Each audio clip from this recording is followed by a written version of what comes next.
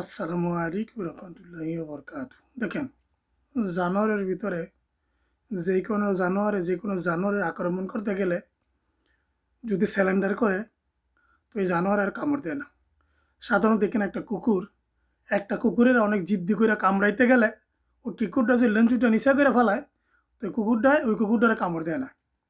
আর আমাদের মানব জাতির ভিতরে দেখেন, একজন মারতে গেলে, একজন খুন করতে গেলে হাতও ধরে, পাও ধরে, বাবা ডাকে, তারপরও জান রক্ষা হয় না। আপনি চিন্তা ভাবনা করছেন পশুর জন্য খারাপ হয়ে গেছে মানব জাতি।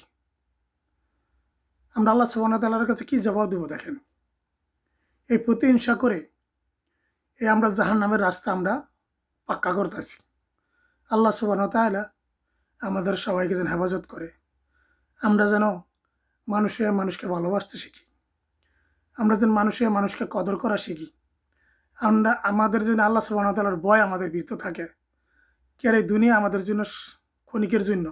এই দুনিয়ায় আমরা থাকতে পারবো না। এই দুনিয়া ছেড়ে আমাদের চলে যেতে হবে। কখনো ভেবেছেন এই দুনিয়া যেন আমাদের নয়? এই দুনিয়া ছেড়ে আমাদের যেতে হবে। আমরা ক্ষণিকের মেহমান এই দুনিয়ার ভিতরে। আল্লাহ সুবহানাহু ওয়া তাআলা আমাদের সবাইকে যেন হেফাজত করে। আমরা যেন ভালো মনের মানুষ হই। আমরা যেন মানব জাতির উপর কদর করা শিখি।